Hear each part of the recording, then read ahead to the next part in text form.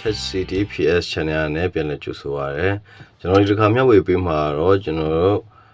ဗီဒီယိုကိုဒီ phone screen ပိတ်ပြီးတော့ရိုက်နေပေါ့နော်ပြီးတော့ကျွန်တော်ဗီဒီယိုရိုက်နေရင်လည်းကျွန်တော်အခြား application တွေဖြစ်တဲ့ကျွန်တော် Facebook ပဲဖြစ်ဖြစ် YouTube တွေပဲဖြစ်ဖြစ်အဲ့ဒါသုံးနေရင်လည်းဒီဗီဒီယိုရိုက်နည်းလေးပေါ့နော်ပြောရမယ်ဆိုလို့ရှိရင်တော့ကိုပေါ်တင်ရိုက်လို့အဆင်မပြေတဲ့မြင်ကွင်းတွေကိုကျွန်တော်တို့မတိမတာလေးနဲ့ကျွန်တော်တို့ရိုက်နည်းလေးပေါ့နော်phone screen ပိတ်ပြီးတော့ရိုက်လို့ရတယ်လို့တခြား application သုံးနေရင်လည်းကျွန်တော်တို့ရိုက်လို့ရပါတယ်ဟုတ်ကဲ့ဒါဆိုလို့ရှိရင်တော့အဲ့ဒီ application ကိုကျွန်တော်တို့ဒီ Play Store မှာသွားနောက်မယ်ပေါ့နော်ဒီ Play Store အဲ့ဒါဟာလေးကို download ဖို့အတွက်ဒီ Play Store ထဲကိုဝင်လိုက်ပါဟုတ်ကဲ့ထိုးဆန်အတိုင်းကျွန်တော်တို့ဒီ search bar လေးမှာအဲ့ဒီ application နာမည်ကိုရိုက်ထည့်လိုက်ပါ BACK ဒီမှာကျွန်တော်တော့ပေါ်နေတယ်ပေါ့နော်အမေစီတော်နေနဲ့ဒီဟာလေးကိုအပြည့်စုံရိုက်ပြီးတော့ရှာလိုက်ပါเนาะကျွန်တော်တို့ဒီမှာရိုက်ပြီးသားဆိုတော့အဲ့ဒါလေးကိုတစ်ချက်နှိပ်လိုက်ပါမယ်ဟုတ်ကဲ့ဒီမှာဆိုလို့ရှိရင်တော့အများကြီးရှိရပေါ့เนาะကျွန်တော်တို့ဒီ application တွေဒီ background နဲ့ပတ်သက်တဲ့ဟာတွေ application တွေအများကြီးရှိတယ်အဲ့ဒီထဲမှာမှအကောင်းဆုံးပြောမှာပေါ့เนาะဒီဟာလေးကတော့အကောင်းဆုံးပါပဲဒါပေမဲ့ဒီဟာလေးကတစ်ခုကဒီ free ကိုကျွန်တော်တို့ခဏလေးပဲအသုံးပြုခွင့်ပြုရတယ်เนาะသူကနောက်3ရက်လာမသိဘူးအဲ့လောက်လေးပဲပေးတယ်ပြီးတော့နောက်ခါကျတော့ရှင်တော့ဖက်ဆန်နဲ့ဝယ်ပြီးတော့သုံးရတော့မှာဖြစ်ပါတယ်အဲ့အတွက်ကျွန်တော်တစ်ခုပြီးတစ်ခုလိုက်စမ်းကြည့်တဲ့အချိန်မှာကျွန်တော်ဒီဟာလေးပေါ့နော်ဒီအပြာနုရောင်လေးနဲ့ဟာလေးက free နဲ့အဆင်ပြေတယ်ပေါ့နော်သုံးလုံးကောင်းတယ်အဲ့ဒါလေးကိုကျွန်တော်တို့ install လုပ်မှာဖြစ်ပါတယ်ဒါဆိုလို့ရှိရင်တော့ကျွန်တော်တို့ဒီ online ဒီဟာလေးကို install လုပ်ဖို့အတွက်တစ်ချက်နှိပ်လိုက်ပါငဲ့ဒီမှာဆိုလို့ရှိရင်တော့ကျွန်တော်တို့ဒီ12 MB ပဲရှိရပေါ့နော်ဒီဟာကဒီ showware လေးကသုံးတဲ့သူတွေ download လုပ်ရတဲ့သူတွေများရတော့1 million ကျော်ရနော်ဒီဟာလေးကတော်တော်သုံးတဲ့သူတွေများပါတယ်ဒါဆိုလို့ရှိရင်တော့ install လုပ်လိုက်ပါ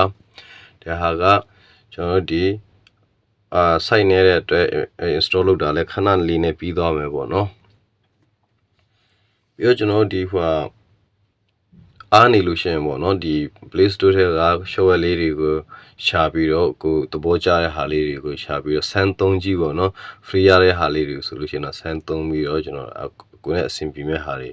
ဒီ Play Store ထဲမှာအများကြီးရှိပါတယ်ကျွန်တော်ဆိုလို့ရှိရင်အားရနဲ့ကျွန်တော်ဒီဟာလေးတွေကိုရှာပြီးတော့ showware တွေကို download လုပ်တယ်ပြီးတော့ဆန်းကြည့်ရပေါ့နော်အဲ့လိုမျိုးလုပ်ကြည့်ပါတယ်ဒီဟာလေးဒီ showware ဆိုလို့ရှိရင်တော့သူဒီဟာပြီးသွားပြီပေါ့နော်ကျွန်တော်ပြောနေရင်းနဲ့ပြီးသွားပြီအခုက install လုပ်နေတာပါခဏလေးပဲဆောင်းအောင်ပါဒါဆိုလို့ရှိရင်တော့ခဏလေးဆောင်းလိုက်အောင်နော်ဟုတ်ကဲ့ဒါဆိုလို့ရှိရင်တော့ပြီးသွားပါပြီဒါဆိုလို့ရှိရင်ကျွန်တော်ဒီ application ကိုtouch ဖို့အတွက်ဒီထည့်လိုက်တော့မှာနော်ဒီနေရာကျွန်တော်ထည့်လိုက်တော့မှာဒီဟာလေးပေါ့နော်အခု down ထားတဲ့ဟာကဒါလေးပဲဖြစ်ပါတယ်ဒါဆိုလို့ရှိရင်တော့အထက်ကဟာတွေကိုကျွန်တော်အထက် setting တွေကိုချိန်ဖို့အတွက်ဒီဟာလေး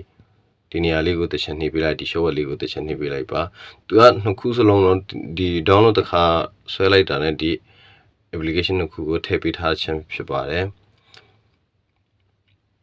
အခုကျွန်တော် setting တွေချိန်ဖို့အတွက်ဒီဟာလေးဒီနေရာလေးကိုတစ်ချက်နှိပ်ပေးလိုက်ပါဒီ application တစ်ချက်နှိပ်ပေးလိုက်ပါဒီမှာဆိုလို့ရှိရင် access ဆိုတဲ့ဟာလေးကိုတစ်ချက်နှိပ်ပေးလိုက်ပါပြီးတော့နောက်ထပ်ဒီ access ဆိုတဲ့ဟာလေးကိုပဲတစ်ချက်ပြန်နှိပ်ပေးလိုက်ပါဒီမှာဆိုလို့ရှိရင်တော့ကျွန်တော်တို့ဒီအပေါ်လိုက်တာ will use a page ဆိုတဲ့ဟာပေါ့ဒီ page ဆိုတဲ့ဟာလေးကိုတစ်ချက်နှိပ်ပေးလိုက်ပါပြီးတော့နောက်ထပ်ဒီဟာလေးကိုပဲပြင်ပြီးနှိပ်ပေးလိုက်ပါပြီးတော့ကျွန်တော်တို့ဒီအောက်ဆုံးကဒီ box လေးကိုတစ်ချက်နှိပ်ပေးလိုက်ပါ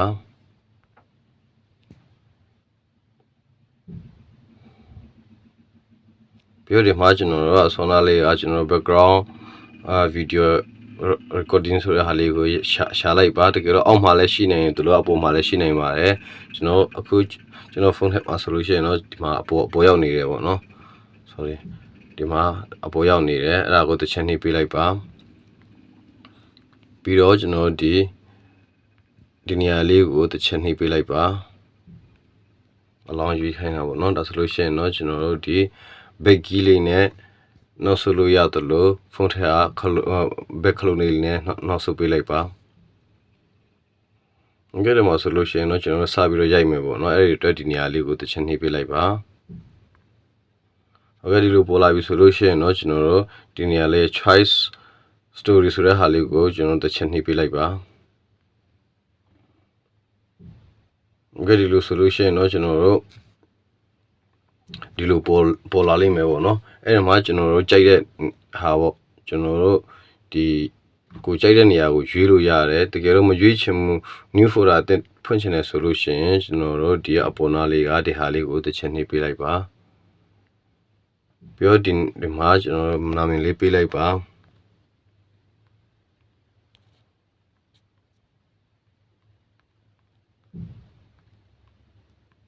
အဲ့မှာကိုကြိုက်တဲ့နာမည်ပေးလို့ရရနော်ဒါဆိုရင် okay ပေးလိုက်ပါโอเคဒါဆိုလို့ရှိရင်တော့ကျွန်တော်ဒီလိုပွင့်လာပြီဆိုလို့ရှိရင်ခဏလေးစောင့်ပြီးတော့ဒါပွင့်လာပြီဆိုလို့ရှိရင်တော့ကျွန်တော်တို့ဒီဟာလေးကိုတစ်ချက်ပြင်ပြီးတော့ရွေးပေးလိုက်ပါနှိပ်ပေးလိုက်ပါပေါ့နော် use this file ဆိုတဲ့ file ကိုသုံးမယ်ပေါ့နော်ရှင်တော့အလောင်းနှိပ်ပေးလိုက်ပါ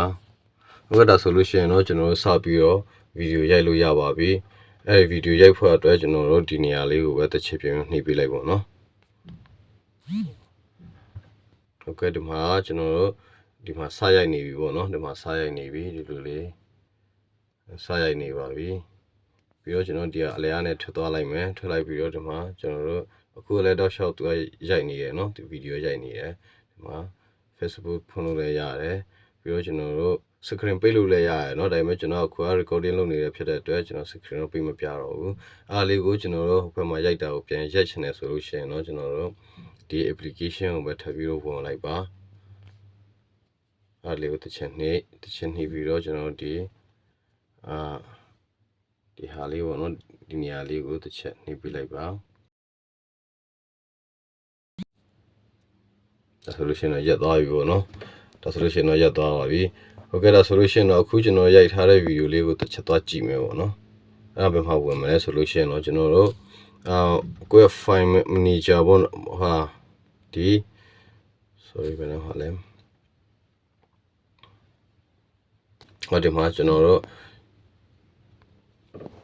ဒီနေရာမှာလည်းသွားကြည့်လို့ရတယ်လို့ကျွန်တော်တို့ပုံမှန်အနေနဲ့ကျွန်တော်သုံးနေကြ map application မှာလည်းကျွန်တော်တို့သွားကြည့်လို့ရပါတယ် map player application မှာလည်းသွားကြည့်လို့ရပါတယ်အဲ့ဒါလေးကိုတစ်ချက်နှိပ်ပေးလိုက်ပါ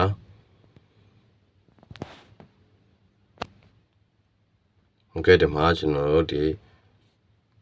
ဟာလေးပေါ့နော်ဒီဟာလေး background video 1ဆိုတဲ့ဟာလေးကိုတစ်ချက်နှိပ်ပေးလိုက်ပါပြီးတော့အဲ့ဒါလေးပေါ့နော်ကျွန်တော်တို့အခုဒီရိုက်ထားတဲ့ဟာလေးပေါ့ဒီဗီဒီယိုလေးပေါ့နော်ဟိုရပါပြီဒီမှာတန်းလင်းပါရနော်